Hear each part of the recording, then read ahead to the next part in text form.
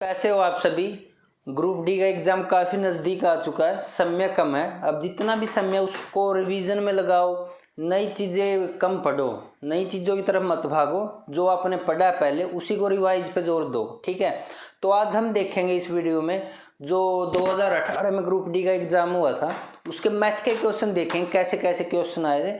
उससे आपको आइडिया हो जाएगा कि कैसा पैटर्न आता है, कैसे क्वेश्चन आ सकते हैं। तो देखो मैंने पहले भी एक वीडियो डाली थी ग्रुप डी के जो मैथ के क्वेश्चन पूछे गए थे, तो आज भी इस वीडियो में देखेंगे क्वेश्चन। तो देखो सबसे पहले जैसे ही क्वेश्चन आपकी स्क्रीन पे आता है तो आप उसको सोल्व करने की कोशिश कीजिए, उसके बाद सॉल्यूशन देखिए, ठीक है। तो देखो सबसे पहला क्वेश्चन क्या है। एक पिंजरे में खरगोश और चिड़िया है, ठीक है। तो इन्होंने दे रखा 35 तो सिर है, ठीक है, 35 सिर है और 98 पैर है, ठीक है। पैरों की संख्या कितनी है? 98, ठीक है। तो हमें बताना था इसमें खरगोशों की संख्या कितनी है, ठीक है। तो ऐसे क्वेश्चन आपने देखे होंगे, काफ़ी सारे एग्जाम में आते हैं। तो देखो मैं एक बिल्कुल आसान ट्रिक बताऊंगा, आप बिना पेन उठाए सोल्व कर सकते हो, ठीक है। देखो हम बिना पेन उठाए सोल्व करने की कोशिश करते हैं। देखो 35 सिर है, 98 पैर है। मान के चलो खरगोश है ही नहीं है हमारे पास, खरगोश की संख्या 0 मान लो, सभी की सभी चिड़ियाँ हमारे पास, ठीक है। तो अगर 35 चिड़िया होती तो पैरों की संख्या कितनी होती? 70 होती, 70 होती, क्योंकि एक चिड़िया के 2 पैर होते हैं। तो पैरों की संख्या कितनी होती? 70। लेकिन यहाँ पे कितनी दे रखी है? 98, ठीक है। कितने पैर ज़्यादा हुए? 28। और एक खरगोश के साथ 2 पैर ज़्यादा होते हैं, तो यानी 28 पैर ज़्यादा, तो खरगोश कितने हुए? 14, ठीक है।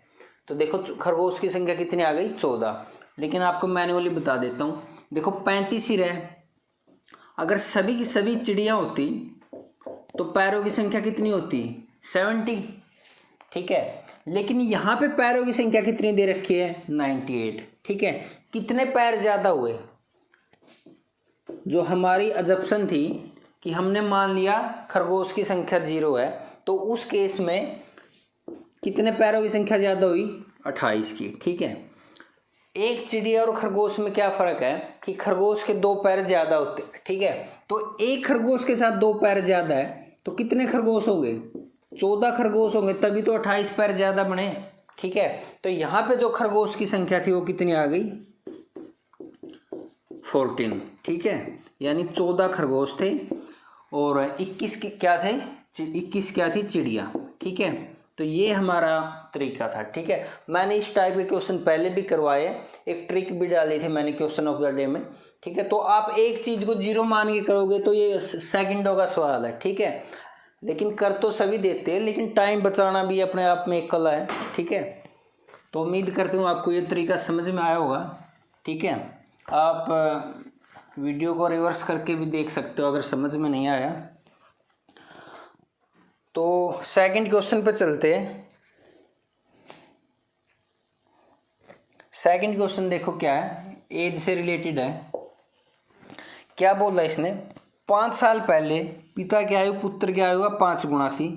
3 वर्ष पश्चात पिता की आयु पुत्र की आयु 3 गुना होगी, तो पुत्र की वर्तमान आयु क्या थी, ठीक है। देखो हमें एक वो मान लिया, ये एक प्रेजेंट ईयर का बेस लाइन मान लिया हमने। तो इसने क्या बोला? 5 साल पहले, यानी इससे 5 साल पहले की बात कर रहे हैं। ये फादर है और ये सन है, ठीक है। जो पिता की आयु थी वो 5 टाइम थी इसकी, यानी 5 गुना थी। ये 5 मान लिया हमने, ये 1 हो गया, ठीक है। तो आगे क्या बोला इसने? 3 साल बाद, यानी यहाँ से 3 साल के बाद जो वर्तमान ईयर की हमने वो माननी है, उसके 3 साल बाद क्या हो जाती है? ये 3:1 हो जाती है, ठीक है। 3:1, ठीक है। यहाँ पे थी 5 गुना, यहाँ पे 3 गुना है, ठीक है। तो क्या फ़र्क हुआ? देखो मैं एक तरीका बताता हूँ। देखो इनका अंतर कितना है? 4 का, और इनका अंतर कितना है? 2 का, ठीक है। तो इस 4 को इससे मल्टीप्लाई करो, इस रेशो को, और जो ये 2 का डिफरेंस है इसको इसके साथ करो। तो क्या आया? जब 2 से मल्टीप्लाई करेंगे तो ये क्या क्या हो गया? 10:2, ठीक है। ये क्या हो गया? 4 × 3 = 12, यानी 12:4। अब आप देखो मैंने ऐसा क्यों किया, क्योंकि देखो यहाँ पे 10 से 12 2 का डिफरेंस है, 2 से 4 2 का डिफरेंस है, यानी सेम डिफरेंस आ गया।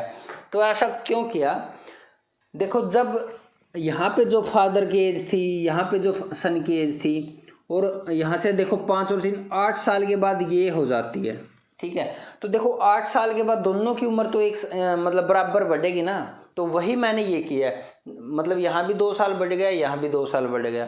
तो इस चीज़ को इक्वल करने के लिए मैंने ये तरीका किया है। तो देखो यहाँ पे 10 और 2, यहाँ पे क्या 2 का इंक्रीज हुआ, लेकिन क्वेश्चन के हिसाब से 8 साल बढ़ा है, तो यानी मुझे क्या करने की जरूरत है, 4 से मल्टीप्लाई करने की जरूरत है, क्योंकि मैंने ये तो सिर्फ एक आइडिया से लेके चले थे हम, भाई 5 गुना है, 3 गुना है, तो ये थोड़े था भाई इसकी 5 साल ही एज थी।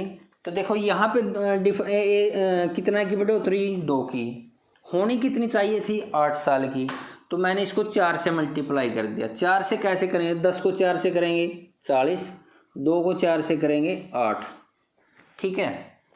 इसको 4 से करेंगे 12 चौक 48 और 4 चौके 16, ठीक है, यानी 40 से 48 हो गई, 8 से 16 हो गई, ठीक है। तो इन्होंने पूछा था वर्तमान आयु बताना था हमने, वर्तमान वाली ये है, यानी जो 40 थी ये 5 साल पहले थी, तो यहाँ पे वर्तमान कितनी होगी, 5 साल पहले 40 थी, तो यहाँ पे 45 होगी और यहाँ पे 13 साल होगी। तो जो भी इसने पूछा है, फादर की पूछा या सन की पूछा, हम बता सकते हैं आसानी से। तो आपने क्या करना है, देखो एक बेस लाइन माना, 5 साल पहले का रेशो दे रखा था, 3 साल बाद का रेशो दे रखा था, यहाँ पे जो डिफरेंस था उसको इसके साथ मल्टीप्लाई करो, और जो यहाँ पे डिफरेंस था उसको इसके साथ, ठीक है। तो उसके बाद जो हमारे क्वेश्चन के अनुसार क्या है, 8 साल का गैप आता था, तो उसको 4 से मल्टीप्लाई कर दिया, ये रेशो आ गया, ये हमारी एक्चुअल एज आ गई, ठीक है। तो आप आसानी से कोई भी बता सकते थे पिता की एज कितनी होगी, पुत्र की एज कितनी होगी। तो उम्मीद करता हूँ आपको ये क्वेश्चन समझ में आया होगा। जो ग्रुप डी का एग्ज़ाम हुआ था 2018 में, उसमें ये क्वेश्चन पूछे गए थे। अगर आप ये पैटर्न रट लेते हैं बिल्कुल, आपको एज इट इज क्वेश्चन भी मिल सकते हैं एग्ज़ाम में। देखो अगला क्वेश्चन है, काफ़ी ट्रिकी है, बिना पेन उठाए सोल्व कर सकते हो आप। क्या बोला इसने, 4 गन है, यानी 4 क्यूब है, 4 क्यूब है, उनको आपस में ज्वाइंट कर दिया। देखो मान के चलो मैं ये क्यूब बनाता हूँ, इनको आपस में ज्वाइंट कर दिया,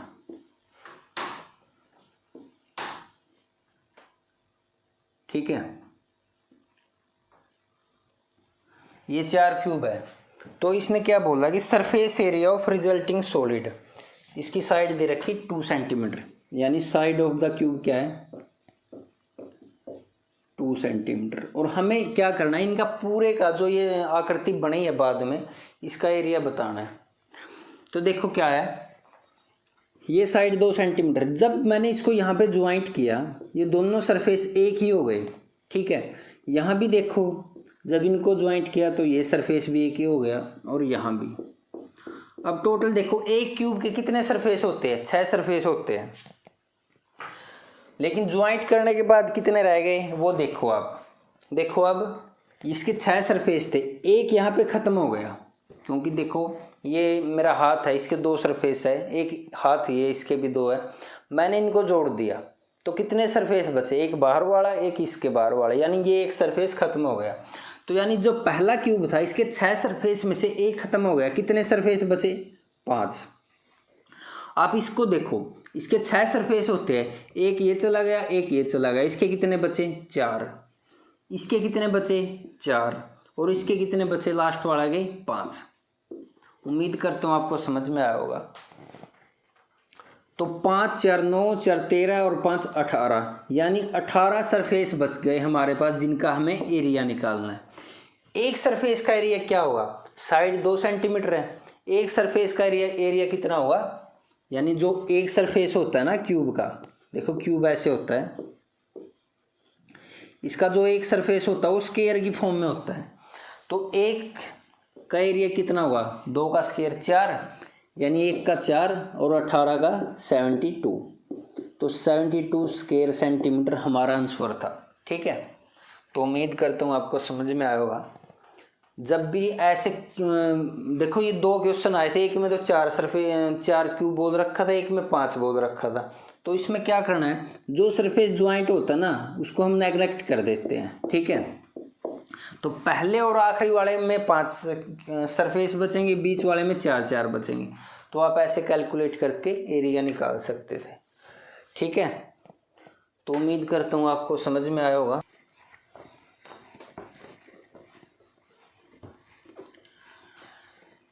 चौथे क्वेश्चन की तरफ चलते हैं। जैसे क्वेश्चन आपकी स्क्रीन पे आता है सोल्व करने की कोशिश कीजिए। ठीक है, उसके बाद सॉल्यूशन देखिए।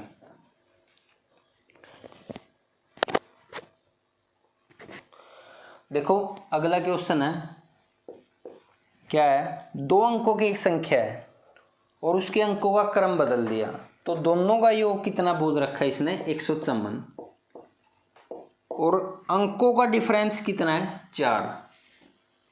तो हमें बतानी थी वो संख्या क्या है। देखो काफ़ी आसान क्वेश्चन था, मैंने सभी प्रीवियस ईयर क्वेश्चन लिए, ये नहीं कि मैंने आसान क्वेश्चन उठाए और ले लिए। तो ये सभी प्रीवियस ईयर क्वेश्चन ही है। तो देखो इसने क्या बोला है, मान के चलो कोई संख्या है एक्स वाई है। ठीक है, एक्स वाई है, तो इसको कैसे लिखेंगे, देखो एग्जाम्पल के लिए बताता हूँ आपको। जैसे 55 है तो इसको हम कैसे लिख सकते हैं, 10 गुणा 5 प्लस 5, यानी जो पिछला अंक है ना उसको 10 के साथ मल्टीप्लाई करो और जो इकाई का अंक है उसको एज इट इज जोड़ दो। तो ये तरीका होता है। तो देखो एक्स वाई संख्या कोई भी, तो इसको हम कैसे लिख सकते हैं, 10y प्लस एक्स। ठीक है, नो डाउट। अंकों का क्रम बदल दिया, यानी इसको क्या कर दिया, वाई एक्स कर दिया। तो अब इसको क्या लिख सकते हैं हम, 10x प्लस वाई, यानी जो दहाई का अंक है उसको 10 के साथ गुणा और इकाई का अंक एज इट इज। तो देखो इसने क्या बोला, दोनों का जोड़ 154 है, यानी दोनों को जोड़ो आप, क्या आएगा, 10x और 1x 11x प्लस 11y। ये किसके इक्वल दे दिया इसने, 154। तो यहाँ से 11 कॉमन आ गया और x प्लस वाई कितना आया, 14। ठीक है, x प्लस वाई हमारे पास 14 आ गया। लेकिन इसने अंकों का डिफरेंस यानी x माइनस वाई कितना दे रखा है, 4। x प्लस वाई 14 है, x माइनस वाई 4 है। तो हम x वाई की वैल्यू आसानी से निकाल सकते हैं। 14 4 18, 18 को 2 से भाग किया 9, यानी एक संख्या तो 9 आ गई हमारे पास, एक 5 आ गई। ठीक है, आप आसानी से निकाल सकते हो, इसमें कोई बताने वाली बात नहीं है। यानी एक संख्या हमारे पास क्या आ गई, 9, और एक क्या आ गई, 5।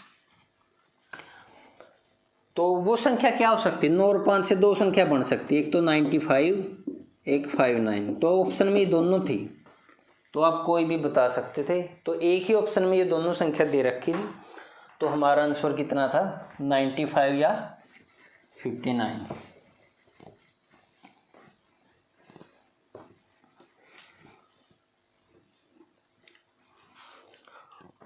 देखो अगला क्वेश्चन है,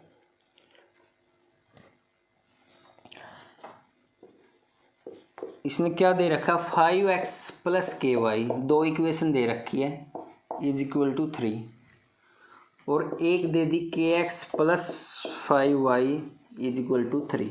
तो क्या बोला इसने कि दोनों है ना एक ही लाइन को रिप्रेजेंट करती है।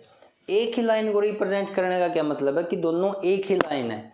एक ही लाइन है तो इनके कोफिशिएंट भी बराबर हो गए, यानी जो x का कोफिशिएंट है 5 और यहाँ पे x का कोफिशिएंट क्या है k, तो ये दोनों बराबर होंगे। k की वैल्यू कितनी है, 5। यहाँ से देखो इसको बराबर करो k और 5, तो यहाँ से भी k की वैल्यू 5 आएगी। तो देखो ये क्या था, हमें सिर्फ k की वैल्यू बतानी थी। तो सेम लाइन रिप्रेजेंट करने का क्या मतलब, जो x का कोफिशिएंट है वो x के बराबर होगा, y का कोफिशिएंट है y के बराबर होगा, जो कांस्टेंट वैल्यू है वो भी इक्वल होगी। तो यहाँ से हम डायरेक्टली क्या बता सकते थे, k की वैल्यू कितनी आएगी, 5। बस आपको ये पता होना चाहिए, अगर सेम लाइन को रिप्रेजेंट करती है ना तो वो एक ही लाइन है और उसमें जो कोफिशिएंट की वैल्यू है वो इक्वल होगी।